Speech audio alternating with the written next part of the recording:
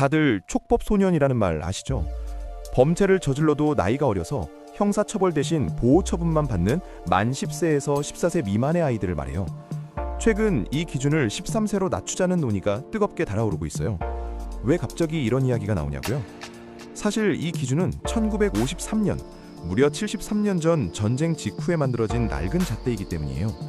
그때의 중학생과 지금 스마트폰으로 세상을 배우는 중학생을 똑같이 볼 수 있냐는 의문이 생긴 거죠. 실제로 최근 5년 사이 경찰에 잡힌 촉법소년 수가 2배 가까이 늘어났다는 통계가 나왔어요. 특히 그중 절반 이상이 처벌 직전 단계인 13세에 몰려있다는 사실이 밝혀지면서 충격을 주고 있죠.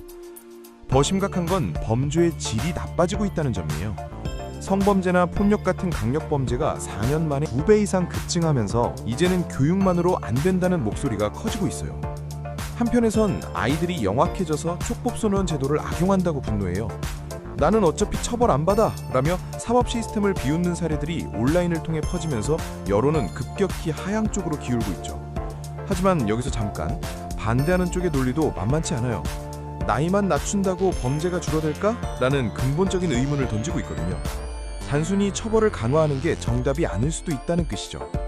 반대 측 전문가들은 13세 아이들이 아직 뇌발달 단계상 충동 조절이 어렵다는 점을 강조해요. 자신의 행동이 어떤 결과를 가져올지 제대로 모르는 상태에서 낙인부터 찍는 건 위험하다는 분석이에요. 아이의 실패는 곧 사회의 실패다라는 말도 나와요. 범죄를 저지른 아이들의 가정 환경이나 사회적 안전망을 먼저 살피지 않고 일단 감옥부터 보내는 게 선진국다운 방식이냐는 비판이죠. 실제로 미국이나 캐나다 같은 일부 선진국에서는 오히려 형사처벌 연령을 다시 높이는 추세이기도 해요. 강하게 처벌했더니 오히려 사회적 고립만 심해지고 재범률이 올라가는 부작용을 겪었기 때문이에요. 그런데 찬성하는 쪽의 반박도 날카로워요. 지금은 딥페이크나 온라인 성착취 같은 신종범죄가 판치는 세상이다 라고 말이죠.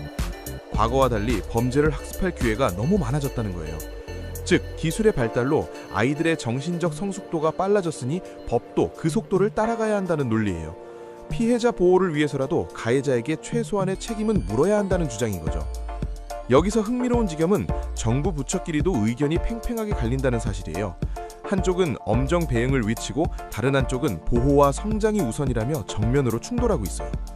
사실 우리 사회가 진짜 고민해야 할 건 숫자 그 너머에 있을지도 몰라요. 연령을 13세로 낮추면 그 다음엔 12세는 괜찮냐 하는 논란이 반복될 게 뻔하거든요.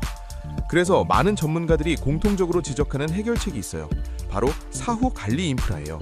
지금은 소년원에 보내도 제대로 된 교육이나 심리치료를 할 인력이 턱없이 부족한 상태거든요.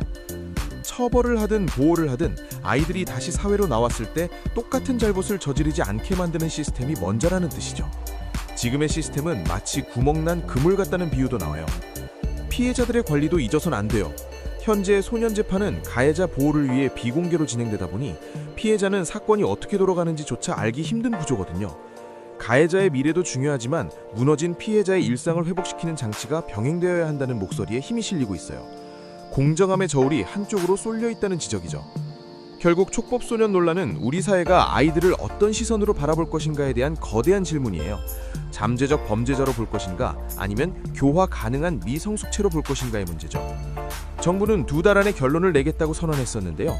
국민들의 압도적인 찬성 여론과 전문가들의 신중론 사이에서 과연 어떤 선택이 우리 아이들의 미래를 위해 최선일까요? 여러분은 촉법소년 연령 하향 어떻게 생각하시나요? 연벌이 답일까요? 아니면 시스템 개선이 먼저일까요?